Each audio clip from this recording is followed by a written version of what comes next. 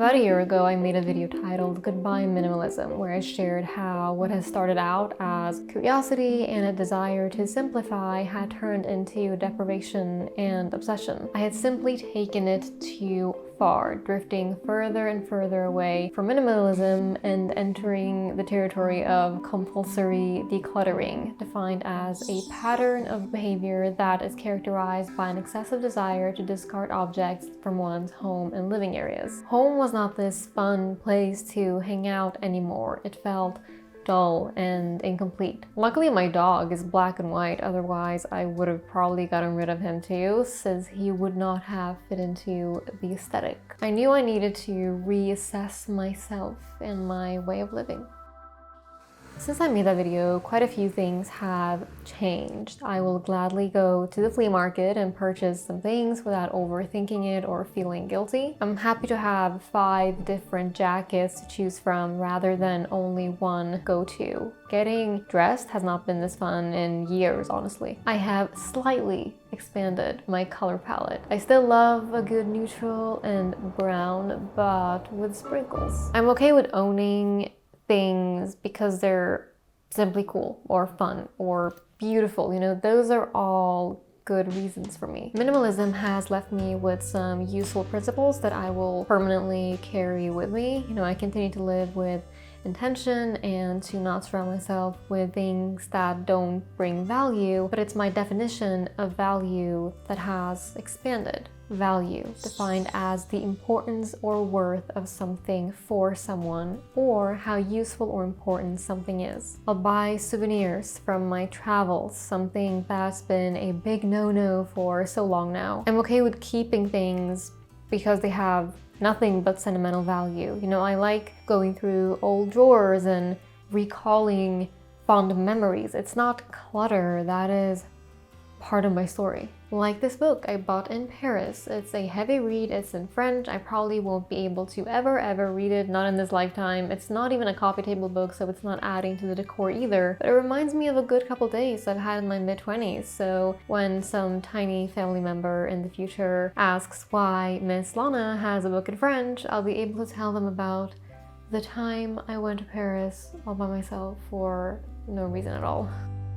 Whenever I'm reassessing something in my life or going through a change or when I'm trying to make a life decision, I use a very simple system, one that I like to call simple inventory, and it consists of 3 parts. This portion of the video is sponsored by Notion. You all know that Notion is my go-to note-taking software, although it's so much more than that. It's how I plan things out, how I coordinate my life, how I keep track of habits, appointments, and so much more. I have used this system for years using pen and paper, but keeping it in Notion means that it's available to me everywhere at any time, and you just can't beat that. I have an entire workspace in Notion dedicated to simple inventory, and I will share the templates with you in the description box so that you can use it for your own Notion page. Okay, so let's break it down. Step 1, simply take inventory of your situation, pairing the visual with an emotion. So when it came to my home, what I did was I walked around and I honestly assessed what I liked and did not like, and really taking note of the connections between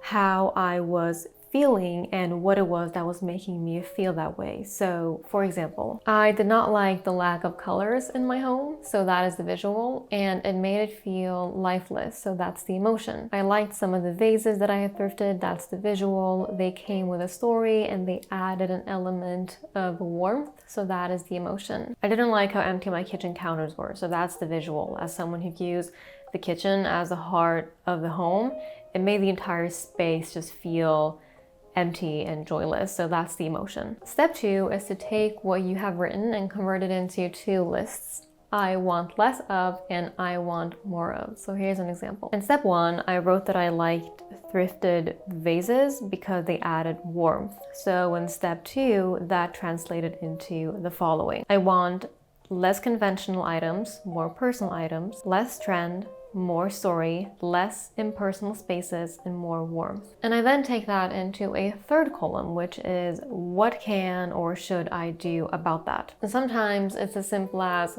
go thrifting.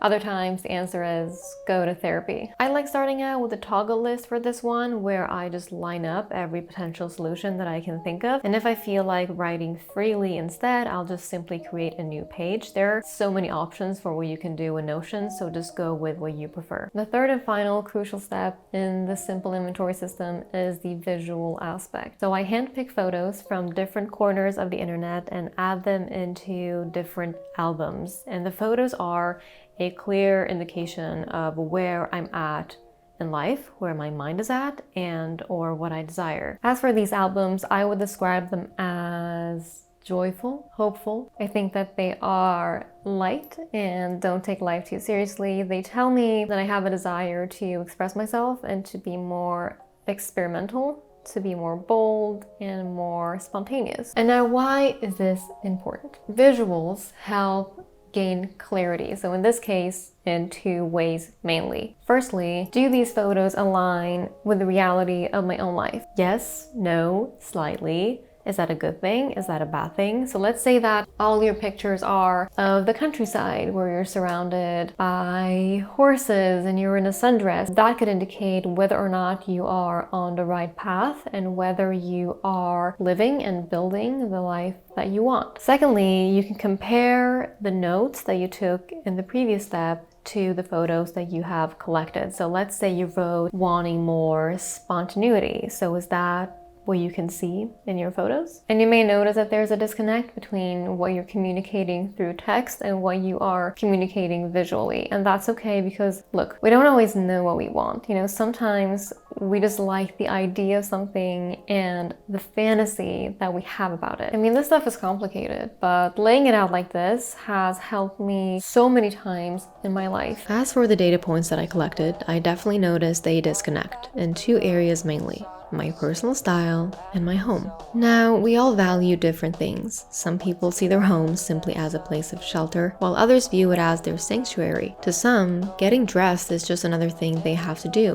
while to others, it's an enjoyable process where they get to be creative. As a kid, I, like many other kids, loved playing dress up. I was Hermione Granger one day, and then Pippi Longstocking the next. And in my teens, I had a gothic phase, I had a bohemian phase. I've always enjoyed using clothes as a form of self-expression, not just expressing to the world, but to myself as well. As an adult, my priorities and my values look different. Being intentional and mindful of my consumption, as well as keeping my space clean and neat, are more important to me than having a closet full of things that I can play with. But I also don't want to miss out on the fun. I feel like, you know, as we grow up, we lose enough of that as it is. I want to have fun with it. One way of doing that has been through purchasing more clothes and accessories secondhand. It's allowed me to get some new pieces at a bargain, and I mean, circular living is super cool. The same thing goes for things like eating. Yes, the whole point of eating is to survive, but to some, it's more than that. It can be an art form, a time where loved ones come together. For example, to me, beautiful plates add so much to the experience. While my dream is to have a kitchen filled with pots, jars, cutlery, cups, tools of different materials, patterns, and colors, it's simply not convenient in my small Stockholm apartment. So until then, I'm very happy with the small additions that I've been able to make, many of which have been through supporting small businesses. Personally, I just value adding something special to even the most mundane experiences in life, like drinking water. You know, adding a couple slices of cucumber or lime just takes it up a notch. And I like to refer to those tiny adjustments as life-enhancing touches. I think to me, this shift of kind of maturing into something different than my previous interpretation of minimalism represents something more, because minimalism to me was to a large part about playing it safe. Like, you cannot go wrong with white walls. It's never going to be out of style. It's neutral. It's always going to work. And that's how we often walk through life. And while that's wise to some extent, playing it too safe can, and I believe will, hold you back in many areas of your life. For so long, I thought that life was about finding oneself. But now, I don't think there is such a thing as becoming your true self. Every second I've lived has been my true self in that very moment. And that self is constantly evolving and changing, and the self is not some destination to be reached. The self is all the time. It's the journey. And some things evolve with us, some things we outgrow, and if we're smart, we will carry with us the good bits from each experience. I continue to carry with me so much of the minimalist mindset, just with some added sprinkles. Now watch me make a video in 1 year titled, I have become a hoarder. Okay, don't forget to check out Notion. I will leave the templates down below, and I'll talk to you soon.